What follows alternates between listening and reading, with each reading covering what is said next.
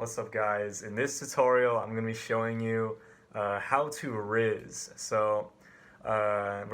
It's just like a few steps, and after like 5 minutes of watching this video you're going to be prepared to Rizz anywhere. Alright, let's get right into it. Okay, so first things first, you're going to want to find a good song to Rizz to. I chose this song just because I like the way it sounds.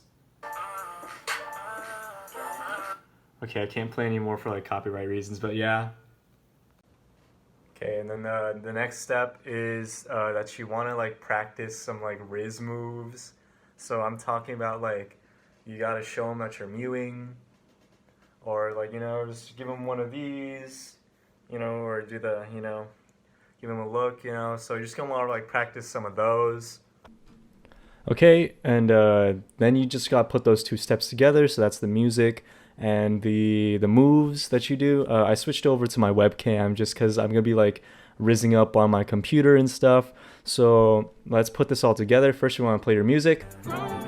All right, pretty good, pretty good. Then you want to do your moves. So it's gonna look something like this.